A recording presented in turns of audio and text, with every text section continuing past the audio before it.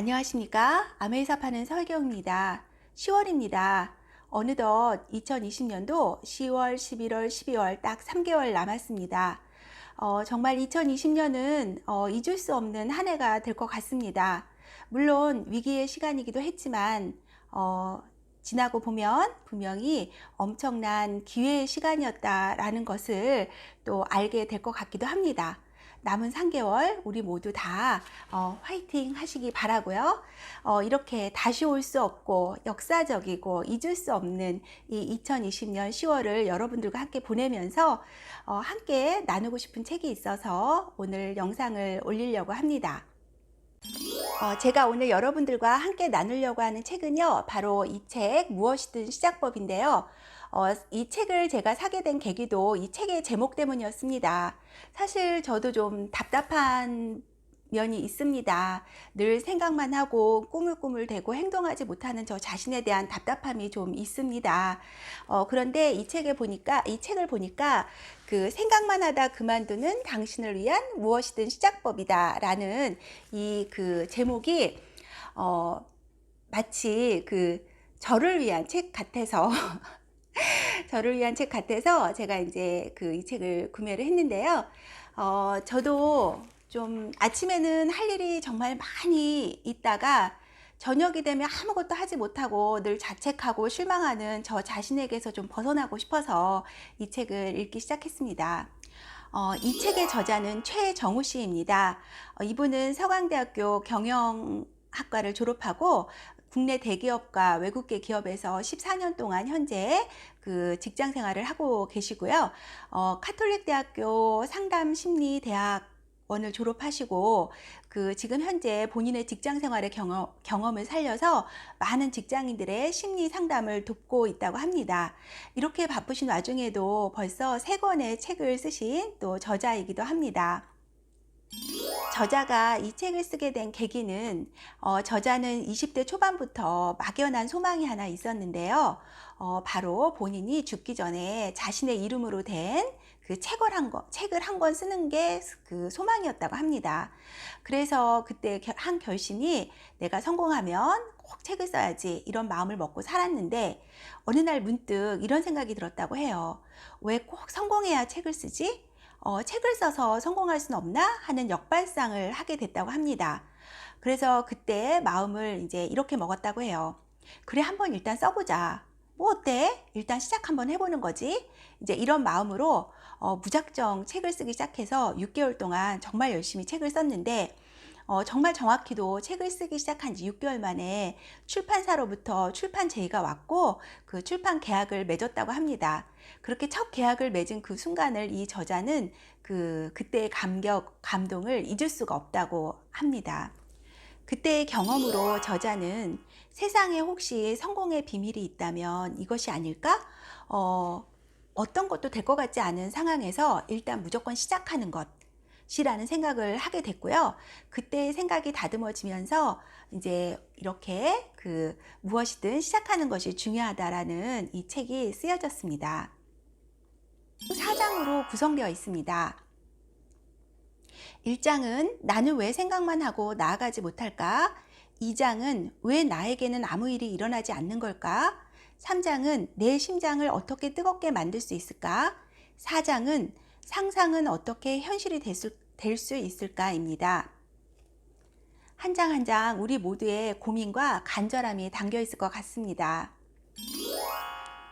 이 책을 다 읽은 후에 제 느낌을 솔직하게 말씀드리자면 사실 저는 이런 유의 동기부여 책을 좀 많이 읽었습니다. 그래서 뭐 이렇게 굉장한 걸 얻을 거라는 기대는 사실 뭐 그렇게 크게 하지는 않고 읽었는데요. 읽다 보니까 어떤 뭐 동기부여가 문제가 아니라 사실 책이 너무 재밌어서 막 푹 빠져서 읽었습니다. 그리고 어떤 동기부여를 받았다기보다는 사실은 큰 위로를 받았습니다. 그래서 뭐 잘해야 돼, 더 뭐 잘하자, 막 힘내자, 뭐 이런 마음이 아니라 이 책에서 주는 느낌은 괜찮아, 너 잘하고 있어, 지금까지도 잘했어, 애썼어 하는 그런 좀 힐링과 위로를 받은 듯한 느낌을 이 책을 통해서 받았고요. 그러다 보니까 오히려 자신감이 더 생기고 또 그 어떤 응원을 받은 듯한 그 행복감도 많이 느꼈습니다. 그 행복감을 여러분들과 함께 나누고 싶습니다. 자, 그럼 1장부터 간단히 정리해 보도록 하겠습니다. 1장은 왜 우리는 생각만 하고 앞으로 나아가지 못할까입니다. 우리 모두의 고민이죠. 사실 생각으로는 만리장성도 쌓을 것 같습니다. 그러나 실제로 현실에서는 벽돌 한 장 쌓지도 못하는 게 현실의 우리의 모습이죠. 왜 우리는 이렇게 생각만 하고 앞으로 나아가지 못할까요? 저자는 우리가 이렇게 행동하지 못하는 이유를 9가지를 들어서 설명하고 있습니다. 그 9가지 주제 중 인상적이었던 몇 가지 주제를 소개해 드리려고 하는데요. 우리 마음은 주로 가만히 있으면 중간이라도 간다라는 생각을 주로 깊게 한다고 합니다. 바로 그 생각이 우리를 움직이지 못하게 하는 생각이라고 합니다. 마크 트웨이는 이런 말을 했다고 해요. 20년 후에 당신은 지금 한 일보다 하지 않은 일 때문에 후회하게 될 것이다. 이 말을 정말 명심해야 될 것 같습니다. 우리는 죽는 순간 무슨 일 때문에 후회하면서 죽게 될까요? 저는 사실 저의 죽음에 대해서 수도 없이 상상했습니다. 그래서 제가 단연코 말씀드릴 수 있는데요. 아마도 우리는 우리가 하지 못한 일, 또 하지 않은 일 때문에 삶을 후회하면서 눈을 감을 것입니다. 우리는 알면서도 뭘 이렇게 망설이고 도전하지 못하고 주저하고 있을까요? 심리학에서는 이렇게 망설이고 주저하는 현상을 부작위 편향이라고 합니다. 아니 부자의 작위, 뭔가 이렇게 행동하는 거죠. 그래서 뭔가 행동하지 않는 쪽으로 편향성을 가지는 것을 뜻하는데요. 사람들의 심리에서는 내가 뭔가를 해서 얻을 손실보다 지금 아무것도 하지 않아서 얻을 손실이 더 크다고 판단하기에 그냥 아무것도 하지 않기로 결정하는 그런 경향성을 부작위 편향이라고 합니다. 우리는 뭘 물어보는 것을 굉장히 어려워하죠. 특히 남자분들. 왜 그럴까요? 그것은 아마도 내가 뭘 물어봐서 얻게 될 이익보다 그것도 모르는 사람이라는 인식을 받게 될 그 손실을 더 크게 생각하기 때문이라고 생각합니다. 제가 기억나는 에피소드가 하나 있는데요. 수년 전에 미국의 오바마 대통령이 한국에 온 적이 있습니다. 그래서 기자회견을 했는데 기자회견이 마무리에 기자들에게 추가 질문 있으면 마음껏 자기한테 질문하라고 기회를 줬습니다. 그런데 솔직히 기자라는 직업은 질문하는 직업 아닙니까?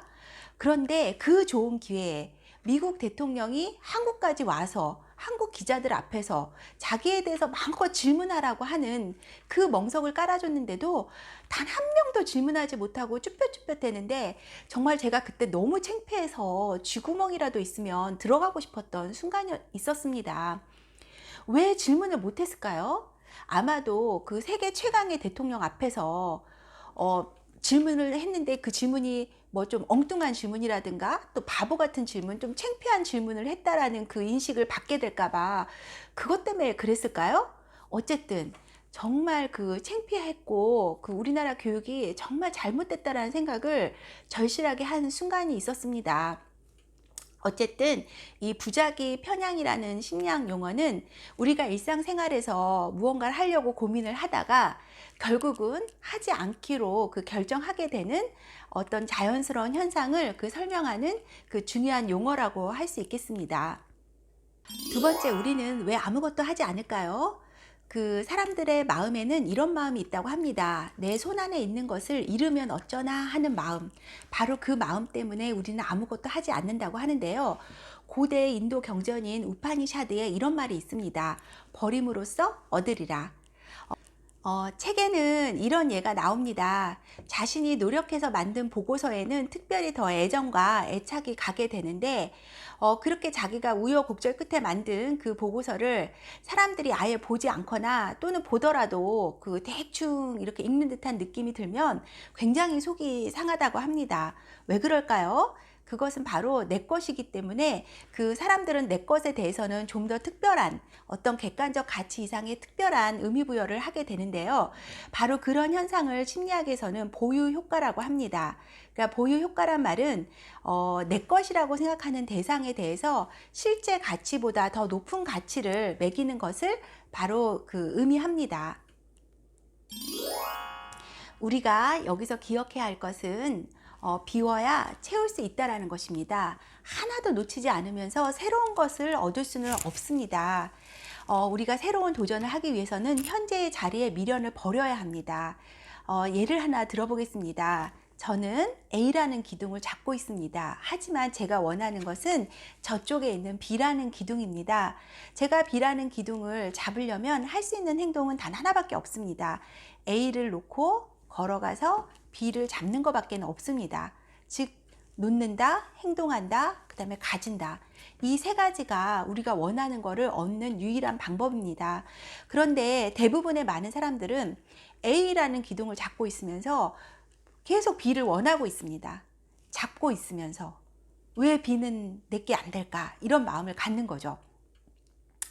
그래서 저희가 여기서 한번 잘 생각해 봐야 될 것이 그 인도 경전에 나오는 버려야 얻는다라는 말을 정말 잘 생각해 보면서 우리가 행동하지 못하고 있을 때 내가 원하는 거를 만은 생각하지 말고 지금 내가 무엇을 버려야 할까, 그리고 그 무엇을 놓아야 할까를 한번 잘 생각해 본다면 거기에 어쩌면 답이 있을 수도 있다는 생각을 해봅니다.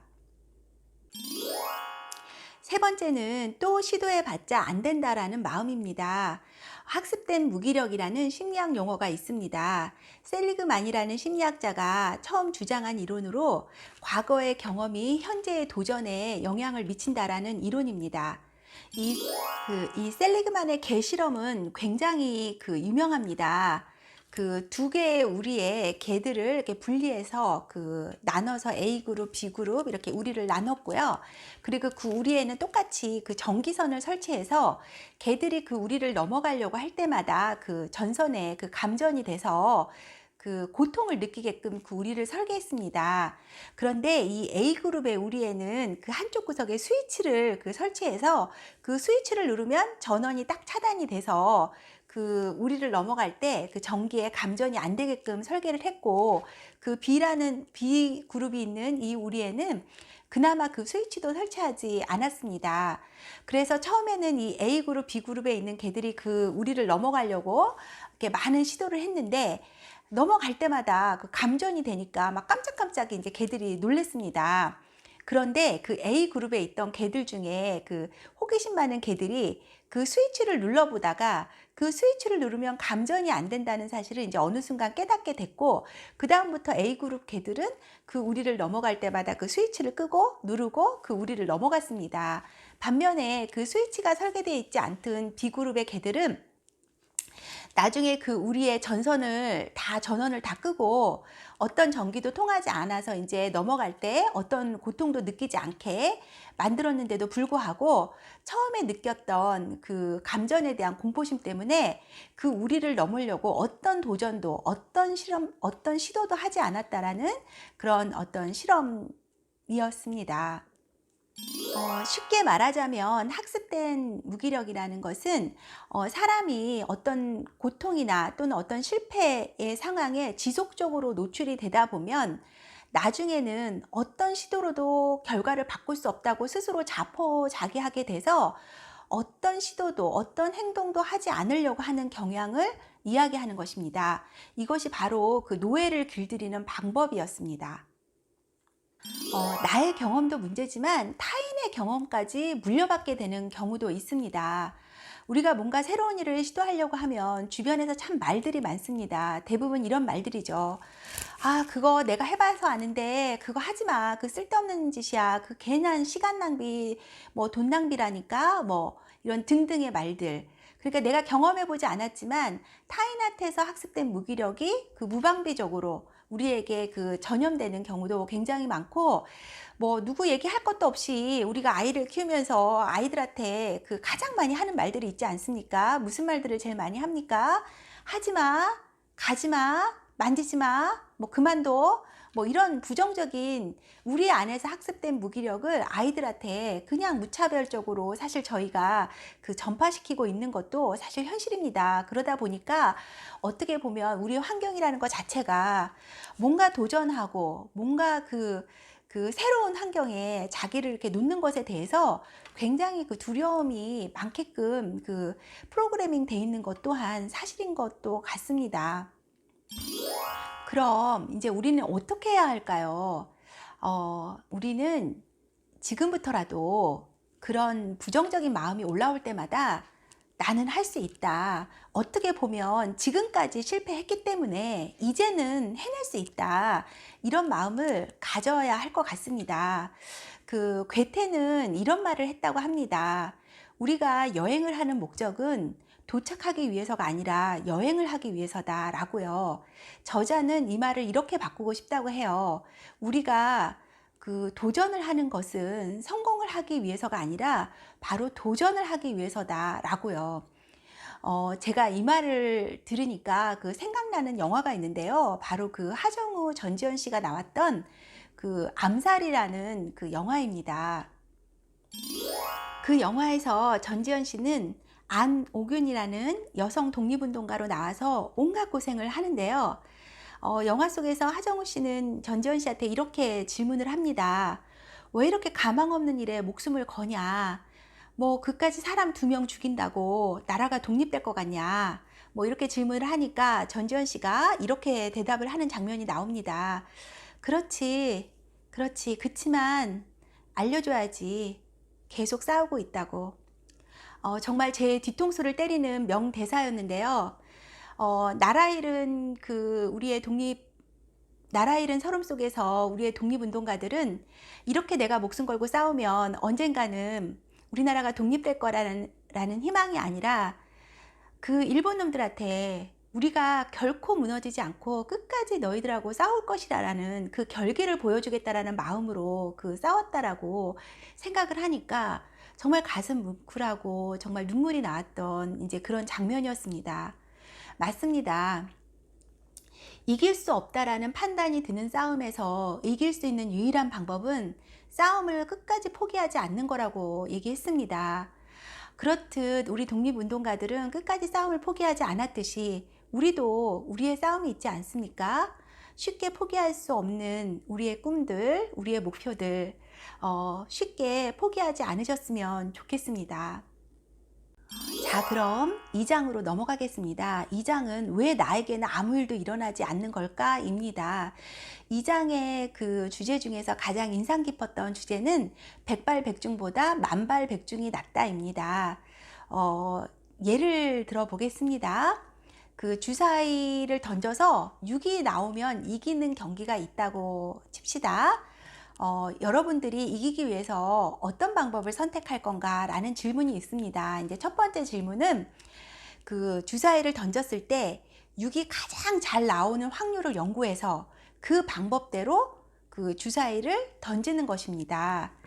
그 다음에 두 번째 방법은 무조건 많이 던지는 것입니다. 여러분들은 어떤 방법을 선택하시겠습니까? 어쨌든 답은 2번입니다. 무조건 많이 던진다입니다. 그러니까 그 양은 질보다 우선한다라는 이야기입니다. 이것을 과학에서는 양질 전환의 법칙이라고 이야기합니다. 양이 채워져야 질적인 변환이 일어난다라는 과학 법칙입니다. 물이 100도씨까지 끓어야 물의 상태가 수증기로 질적인 변화가 일어나듯이 또 실이 양적으로 시실 날줄이 채워져야 천이라는 질적 변화가 일어나듯이 우리는 우리의 목표를 향해서 끊임없이 달려나가는 일의 양이 채워져야 우리의 모습이 질적으로 변화하고 누구라도 인정할 수 있는 일의 성과도 질적으로 변할 수 있다라는 바로 그 이야기입니다. 즉 나에게는 왜 아무 일이 일어나지 않을까? 일의 양이 채워지지 않아서입니다. 화가 피카소는 죽기 직전까지 1만 5천여 점의 그림을 남겼다고 하는데요. 그래서 제가 계산을 한번 해봤습니다. 20대부터 시작해서 90세까지 그림을 그렸다고 가정을 해보고, 그러면 약 70년 동안 그림을 그렸다고 했을 때 1년에 215점의 그림을 그렸고, 그거를 또 나눠보면 하루에 0.6점, 그러니까 즉 3일에 2점의 그림을 그렸다라는 결과가 나오는데요. 정말 놀라운 일의 양이었다고 생각이 듭니다. 그리고 작곡가 바우는 일주일에 한 편씩, 그 죽기 직전까지 매주 한 편씩 그 칸타타를 작곡했다고 합니다. 그러니까 즉 우리가 알고 있는 유명한 예술가들에게는 우리가 알고 있는 뭐 유명한 작품들이 있지만, 그 유명한 작품들이 나오기까지는 정말 유명하지 않은 수많은 시도들이 있었다라는 것을 알 수 있습니다. 그렇다면 정말 질은 양에서 나올까요? 이런 의심 들지 않으셨습니까? 무조건 양을 많이 하는 것보다 한 번이라도 제대로 준비해서 집중해서 어떤 일을 실행하는 게 훨씬 결과가 좋지 않을까? 뭐 이런 생각 안 해보셨습니까? 저는 굉장히 많이 해봤는데요. 제가 굉장히 많이 갈등하고 그 생각하는 주제이기도 한데요. 예술가여 무엇이 두려운가 라는 책에 그 우리의 생각을 뒤집어줄 그 사례가 나옵니다. 그 어느 학교 그 도예반 선생님이 학생들에게 그 2가지 기준으로 평가 기준을 나눠서 전달을 했는데요. 그 A반 그룹의 학생들에게는 학기 중에 그 최종 한 가지 작품으로 그 작품의 질로 그 평가하겠다고, 한 작품의 질로 평가하겠다고 그 평가의 기준을 전달했고요. 2번째 그룹에게는 작품은 뭐 어떻게 만들든지 상관이 없고 많은 양의 작품을 만들면은 그 높은 평가를 주겠다라고 그 기준을 제시했습니다. 그래서 20kg의 작품을 만들면 A 학점, 15kg의 작품을 만들면 B 학점을 주겠다고 이렇게 발표를 했는데요. 어쨌든 이제 학년 말에 그 A반 학생들은 어떻게 했겠습니까? 정말 한 작품을 정말 완성도 높게 만들어내려고 정말 그 집중해서 그 작품 하나를, 좋은 작품 만들어내려고 노력을 했을 거고, 그 B그룹의 학생들은 그냥 무조건 많이 만들려고 했겠죠. 근데 어쨌든 최종 결과는 가장 우수한 작품, 그의 가장 우수한, 질적으로 우수한 작품은 그 B그룹에서 다 나왔다고 합니다. 그러니까 그 B그룹 학생들이 그 많은 작품을 만들면서 한 시행착오 덕에 그 우수한 그 작품을 만들 수 있는 그 실력을 가지게 됐다고 합니다.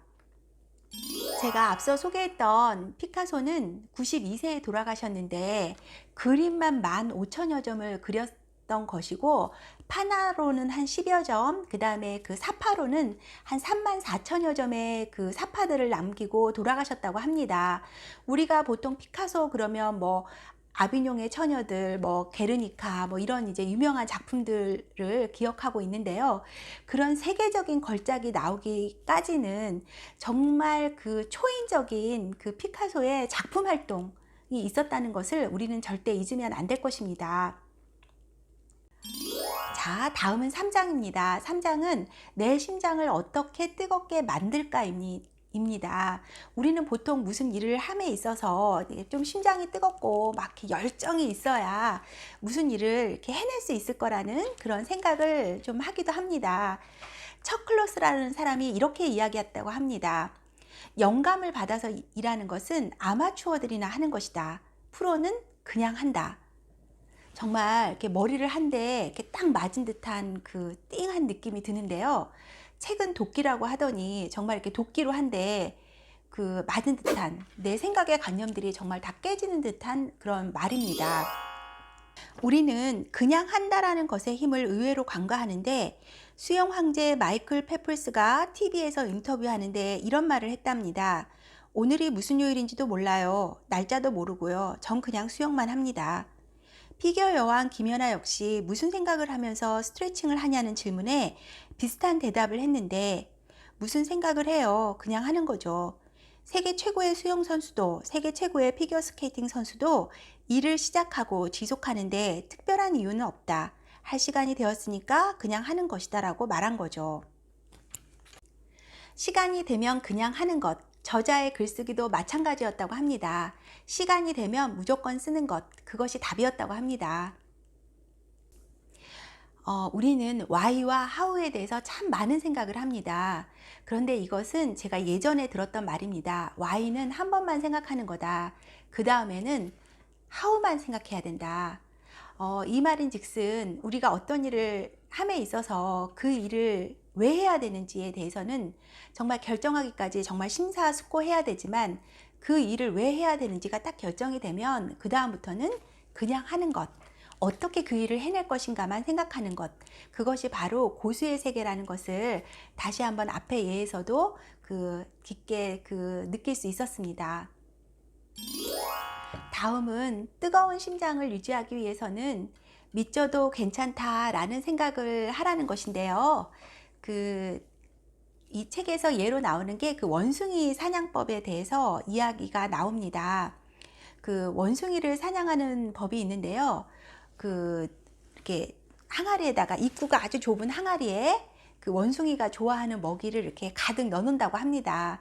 그러면 이제 원숭이들이 이렇게 슬금슬금 나와가지고 그 항아리 속에 이제 손을 집어 넣고 자기가 원하는 먹이를 이렇게 한 움큼 이렇게 딱 쥐게 된다고 합니다. 그러면 어떻게 됩니까? 처음에 이제 손이 하나 겨우 들어갔는데 먹이를 집었기 때문에, 주먹을 줬기 때문에 그 항아리 구멍에 손이 안 빠져나옵니다. 그래서 이렇게 원숭이가 낑낑매고 있는데 그때 이제 사람이 잡으러 가면 원숭이는 어떻게 해야 됩니까? 얼른 먹이를 놓고 빨리 손을 빼서 도망가야 되는데 이 잡은 먹이가 아까워서 이 먹이를 안 놓치려고 끝까지 이렇게 주먹을 쥐고 있다가 결국 사냥꾼한테 그 항아리와 같이 이렇게 들려져서 이렇게 잡히게 된다고 하는데요. 그게 바로 우리가 잃지 않기 위해서 하나라도 손해보지 않겠다, 나는 미치지 않겠다, 나는 잃지 않겠다 라는 마음을 가지게 되면 나중에 더 큰 위기가 온다라는 그 이야기입니다. 하나라도 미치지 않겠다, 그거는 곧 아무 시도도 하지 않겠다, 아무 도전도 하지 않겠다라는 그런 뜻입니다. 그래서 빌 게이츠는 이렇게 이야기했다고 합니다. 장기적인 비전을 위해서는 단기적인 손해를 감수할 수 있어야 된다. 세계 최고의 부자, 세계 최고의 가장 큰 비즈니스를 하는 분의 이야기입니다. 장기적인 비전을 위해서 단기적인 손해를 감수할 수 있는 것이 바로 성공을 위한 가장 기본적인 생각이라는 생각이 들고 우리의 심장을 따뜻하게 유지할 수 있는 마음 자세라고 생각합니다.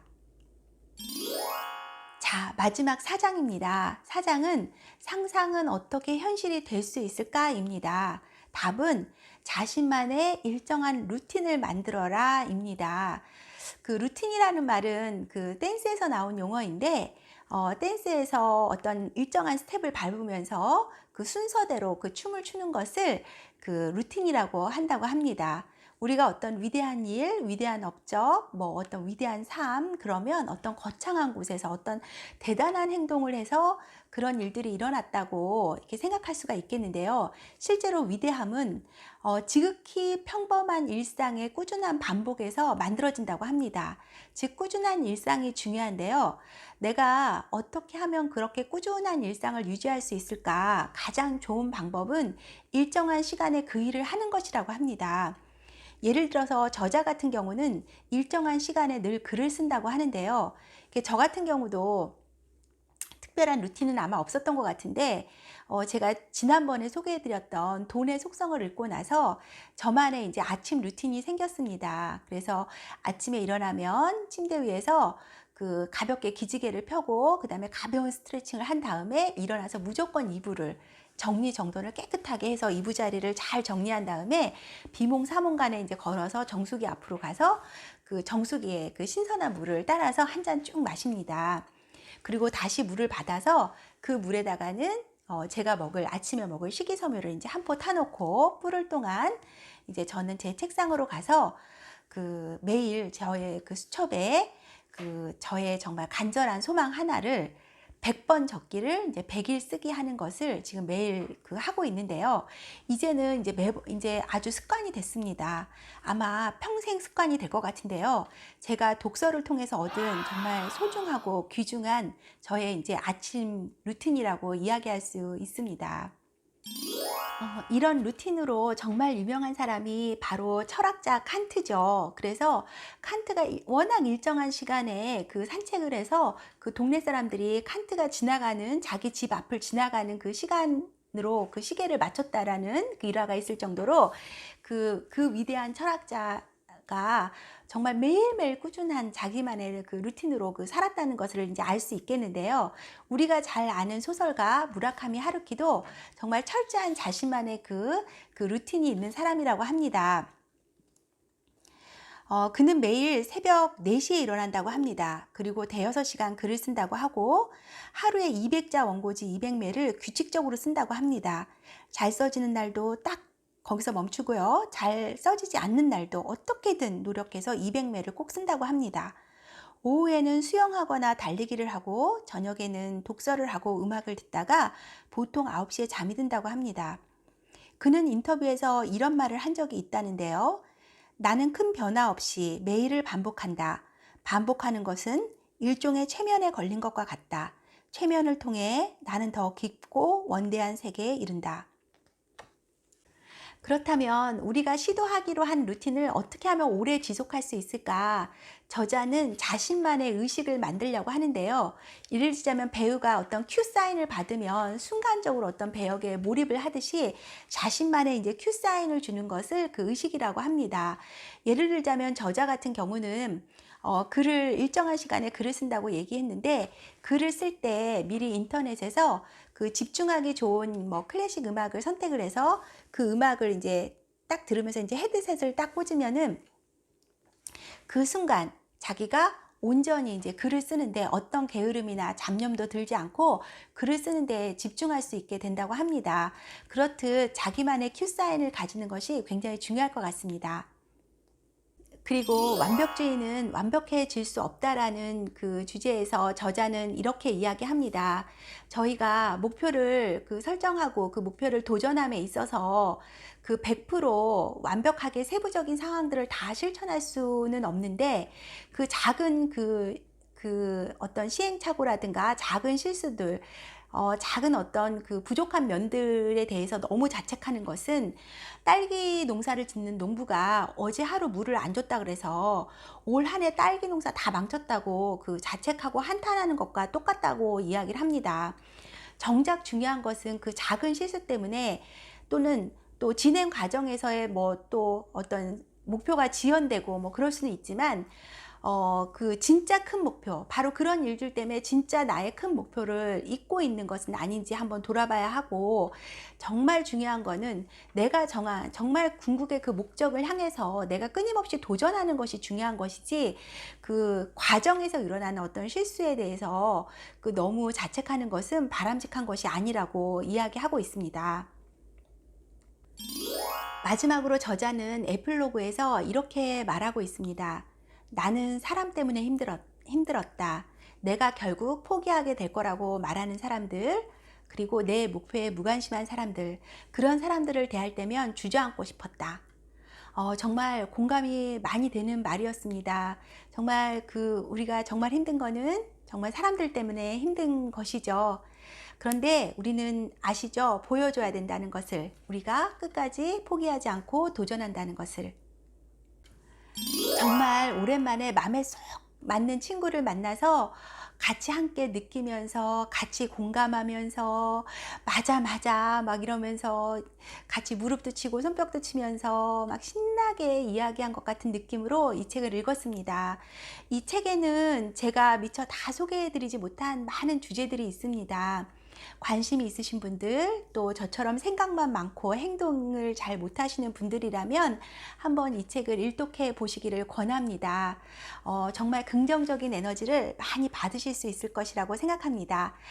시청해 주셔서 감사합니다. 다음 시간에 뵙겠습니다.